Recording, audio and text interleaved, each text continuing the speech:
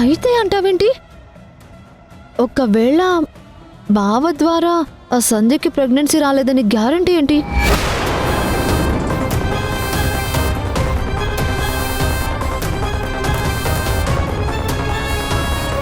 ఏయ్, ఏది పడితే అది మాట్లాడుకో.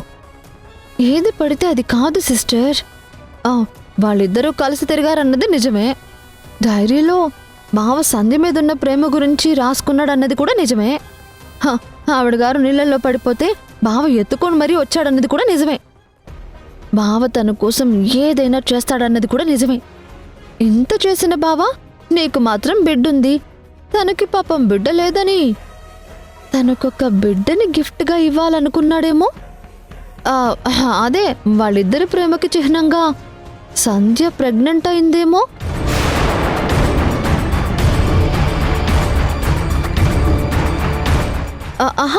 నాది అనుమానం మాత్రమే, కన్ఫర్మ్గా నాకు తెలియదు. మౌనిక, ఏం మాట్లాడుతున్నావు? అంటే నీ మాటల ప్రకారం సంధ్య కడుపులో పెరుగుతున్న బిడ్డ? అంతే కదా సిస్టర్. వాళ్ళిద్దరి మధ్య ఇలాంటి రిలేషన్ ఉన్నప్పుడు భావ ప్రతిరూపం సంధ్య కడుపులో పెరగట్లేదన్న గ్యారంటీ ఏంటి? సంధ్యకి ప్రెగ్నెన్సీ శ్రీకర్ వల్ల కాదు, రాజేష్ బావ వల్ల వచ్చిందని నాకైతే చాలా అనుమానం.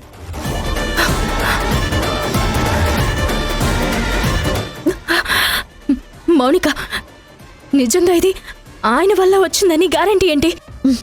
బావ వల్ల ఈ ప్రెగ్నెన్సీ రాలేదని నీకు గ్యారంటీ ఏంటి? ఈయనకి భార్య ఉంది, ఆవిడకి భర్త ఉండి కూడా వీళ్ళిద్దరూ కలిసి చట్టాపట్టాలు వేసుకొని తిరుగుతున్నారన్నది నిజమే కదా.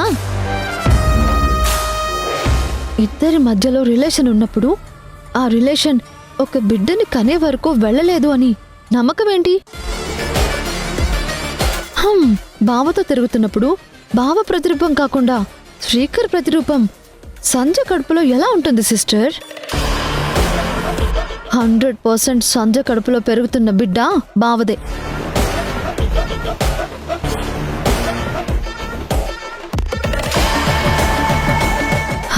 ఈ అత్తయ్య వాళ్ళ ఆనందాలు నేను చూడలేకపోతున్నాను సిస్టర్.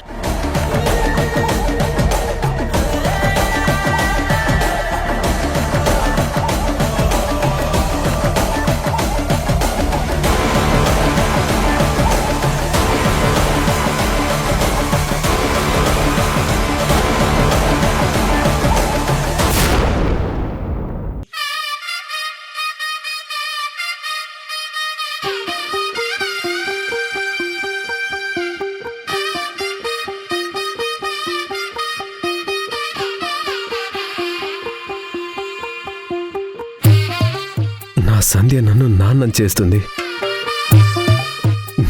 నేను నాన్ననవుతున్నాను. నాకు ఎంత ఆనందంగా ఉందో. సంధ్య, మనకి మళ్ళీ ఆడపిల్ల పుట్టాలి. అది నీలాగే చందమామలాగా ఉండాలి.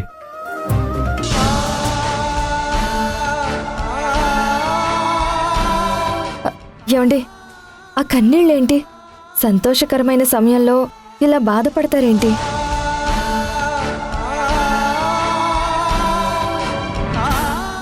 నీకు తెలియదు సంధ్య,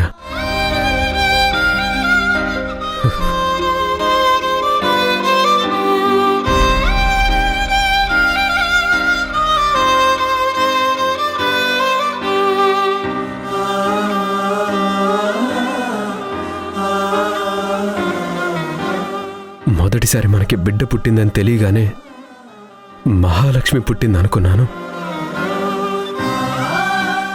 ఇక్కడి నుంచి నేను అమ్మ పరిగెత్తుకుంటూ వచ్చాం. కానీ పాప ఏడుపు కూడా వెళ్ళలేకపోయాను. ఈ నాన్నని చూడకుండానే నా చిట్టి తల్లి దూరం అయిపోయిందని చాలా మదనపడ్డాను సంధ్య.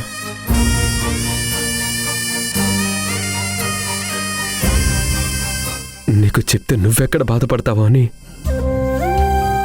నా కన్నీళ్లు దాచుకుని నాలో నేను కుమిలిపోయాను. నా బిడ్డను తీసుకెళ్ళి ఈ చేతులతో పూడుస్తున్నప్పుడు నరకం అనుభవించాను. ఎప్పుడు ఏ తండ్రికి ఇలాంటి కష్టం రాకూడదు. ఆ క్షణంలో నీకు కవల పిల్లలు పుట్టుంటే భగవంతుడు మన మీద కోపంతోనూ ఆ బిడ్డ తలరాతలా ఉండో ఒక బిడ్డని తీసుకుపోయినా ఇంకొక బిడ్డ మిగిలేది కదా అనిపించింది.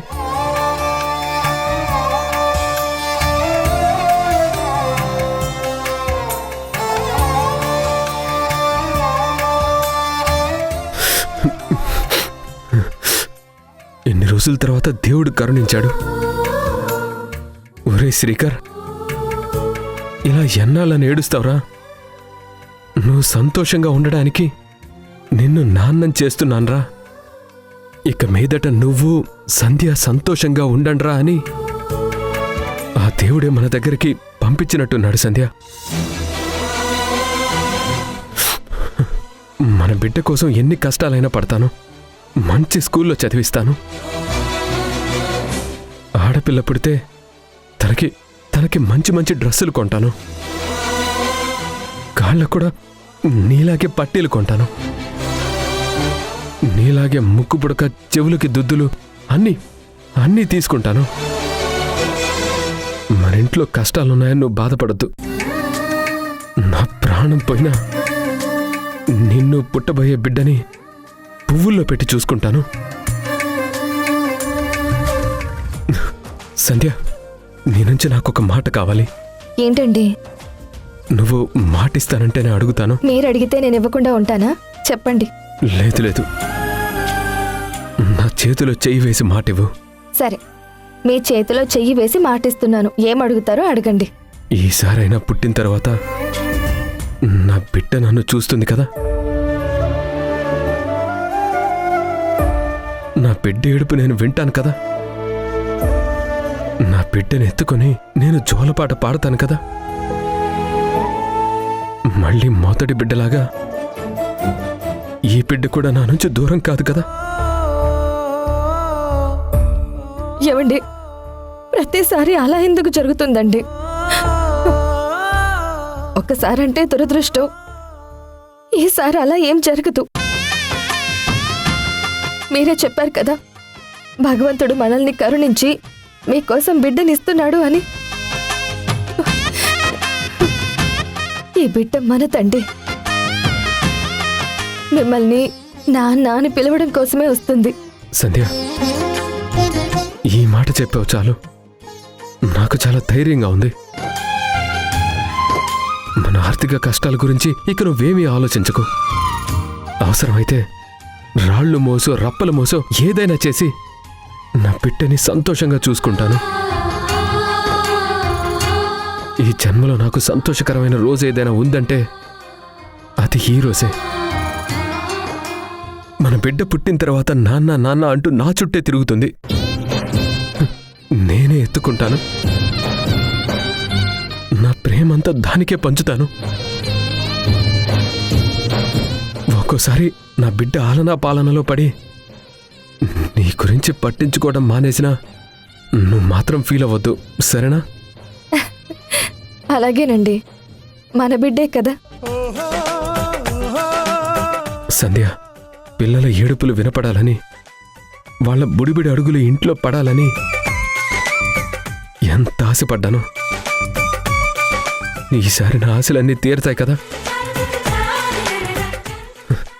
ఏదో నాకు తెలియని పిచ్చితనం సంధ్య ఇది. థ్యాంక్ యూ సంధ్య.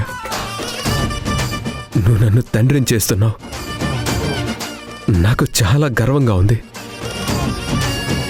ఇక మీదట నీకు ఏ లోటు రాకుండా చూసుకుంటాను సంధ్య. ఏమండి, ఇక మీదటేంటి? నేను ఈ ఇంట్లో అడుగుపెట్టిన దగ్గర నుంచి ఏ రోజైనా నాకు లోటుందా? మీరు నాతో ఉన్నంతకాలం నేనెప్పటికీ సంతోషంగా ఉంటానండి.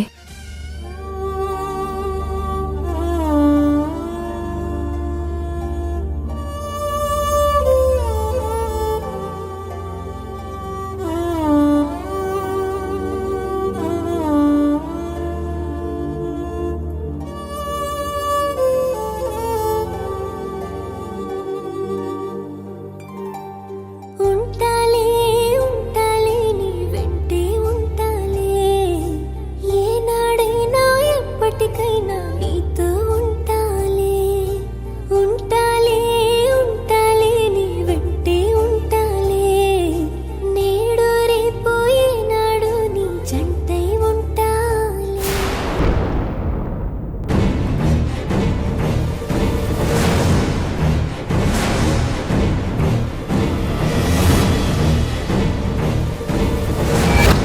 ఒకవేళ ఆ సంధ్యకి ప్రెగ్నెన్సీ రాలేదని గ్యారంటీ ఏంటి? 100% సంధ్య కడుపులో పెరుగుతున్న బిడ్డ బావదే. Wow, a super man, thank you so much. ఎంత శుభవార్త చెప్పావు, జీవితంలో మర్చిపోలేంది ఇది. I love you.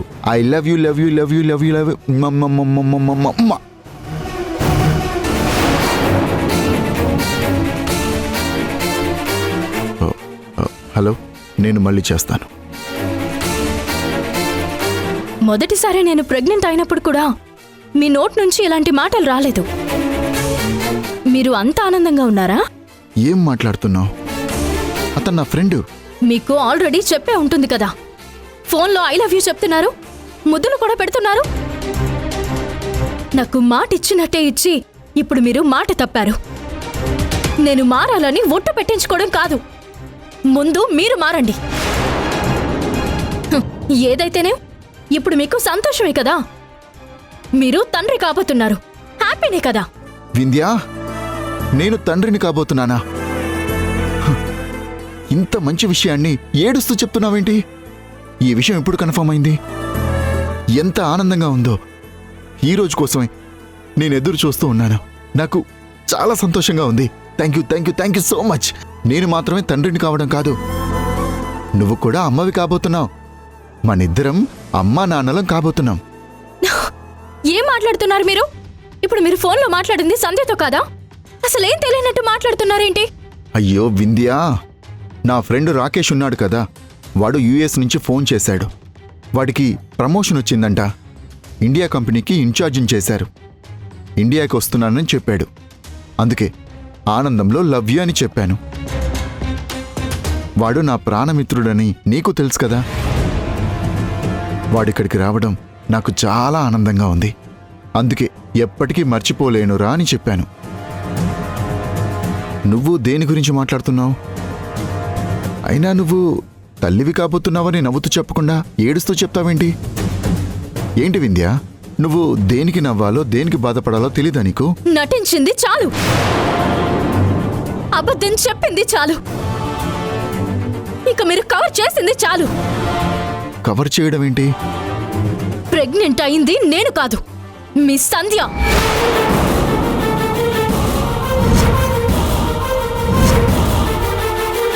Sandhya pregnant అయితే నేను తండ్రిని అవ్వడం ఏంటి? అందరూ అనుకుంటున్నారు దానికి కారణం మీరే అని. నేనన్న మాట కాదు, ఇరుగు పొరుగు అంటున్న మాట, అందరూ మాట్లాడుకుంటున్న మాట. ఇప్పుడు మీతో ఫోన్లో సంధ్య ఈ విషయమే చెప్పుంటుంది. అందుకే మీరు ఎగిరెగిరి గంతేసి ముద్దులు కూడా పెట్టి ఐ లవ్ యూ చెప్తున్నారు. Stop it Vindhya.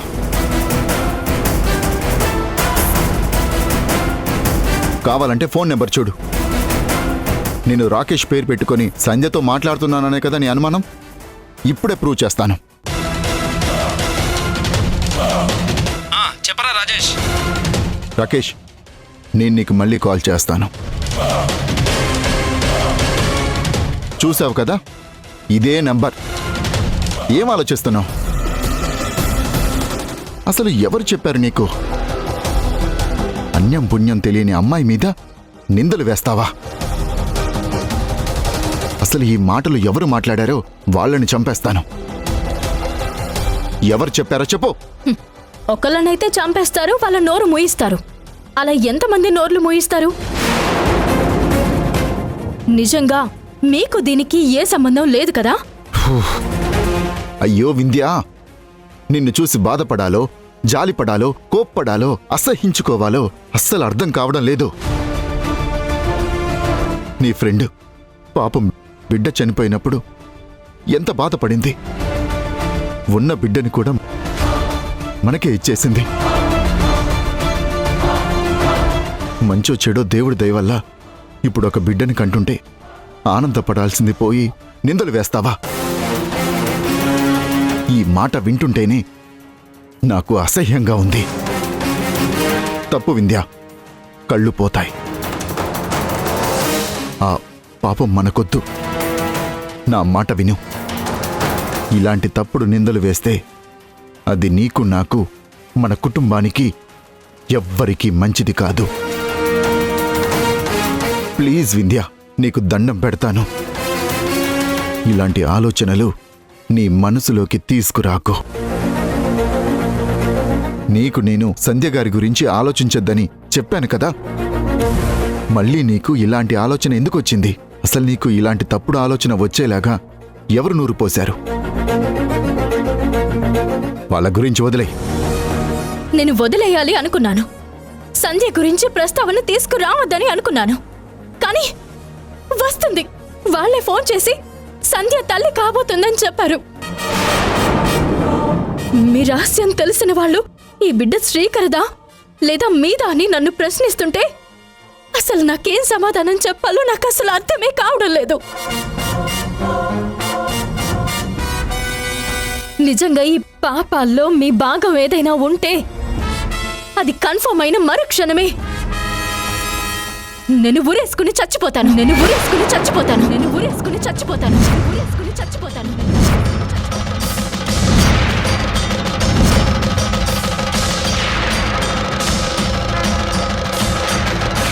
అయ్యో దేవుడా, ఏంటిది? ఏం మాట్లాడుతుంది? ఈ మాట సంధ్య గారికి తెలిస్తే ఎంత బాధపడుతుంది. వింధ్యకిలా నూరిపోసింది ఎవరు? కొంపతీసి ఇంట్లో ఉన్న మౌనిక నూరిపోస్తుందా?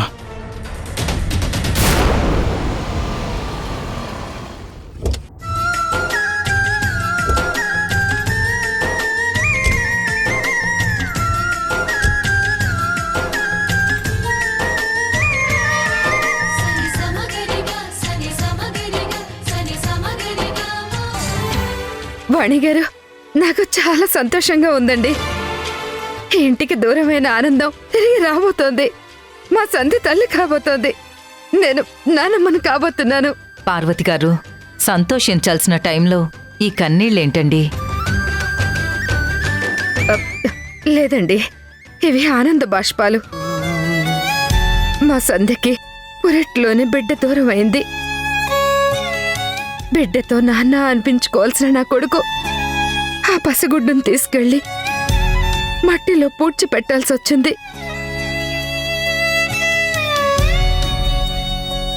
ఆ రోజుని తలుచుకుని ఏడుస్తూనే ఉంటాం ఎప్పుడు. ఇప్పటికీ మర్చిపోలేకపోతున్నాం. ఆ భగవంతుడి ఆశీర్వాదం వల్ల మా ఇంట్లో బోసి నవ్వులు వినిపించబోతున్నాయి. అందుకే నాకు చాలా చాలా ఆనందంగా ఉంది. ఆంటీ, నేను మేనత్తని అవ్వబోతున్నాను. వదిన గుడ్ న్యూస్ చెప్పింది. ఎంత సంబరంగా ఉందో. అవును, వింధ్య వదిన ఇంకా రాలేదేంటి? ఓ, ముందు మిమ్మల్ని పంపించిందా? తను స్వీట్స్ అవి ఇవి తీసుకుని వెనకాలే వస్తూ ఉంటుంది. ఎంతైనా తన స్నేహితురాలు కదా. అది సరేనమ్మా. ఇంతకీ మా కోడలెక్కడా? వచ్చిన దగ్గర నుంచి కనిపించడం లేదు. అవును పార్వతి గారు, సంధ్య ఎక్కడా?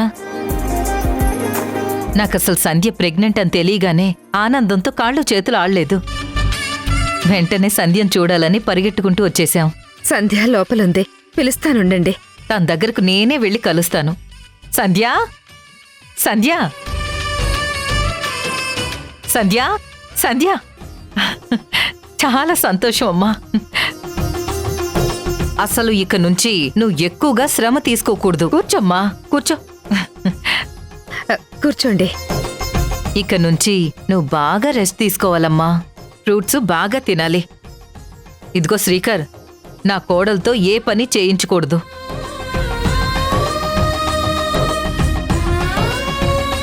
చాలా సంతోషం అండి. మా సంధ్యని మీ కుటుంబ సభ్యురాల్లా చూస్తున్నారు. మీ మాట నాకు చాలా ఆనందంగా ఉంది. ఇప్పుడు కుటుంబ సభ్యురాలుగా చూడడం ఏంటి శ్రీకర్? నా మనవరాలికి తల్లిపాలిచ్చి తన ప్రాణాల్ని కాపాడింది కదా. అప్పుడే సంధ్య వ్యక్తిత్వం ఎంత గొప్పదో నేను తెలుసుకున్నాను.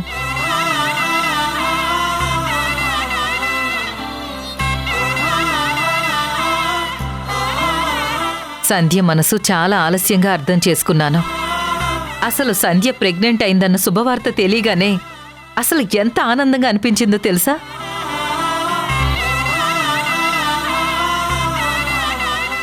సంధ్య, నీకు ఆడపిల్ల కావాలా మగపిల్లాడు కావాలా? ఎవరైనా పర్వాలేదు అత్తయ్య. అలా కాదు, నీకు ఆడపిల్ల పుడుతుందో మగపిల్లాడు పుడతాడో నేను చెప్తాను. 1 2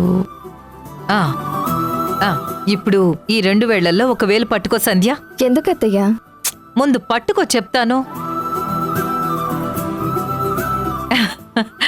నీకు ఆడపిల్లే పుడుతుంది, ఓకే కదా?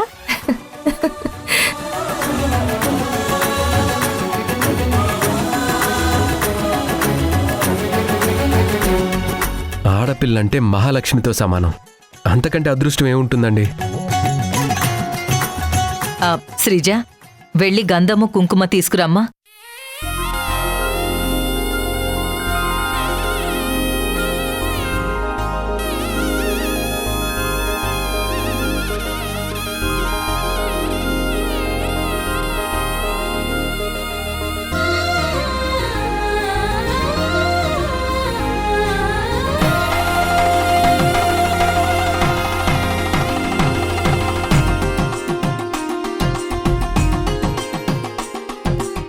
వాణిగారు, సార్. ఆ,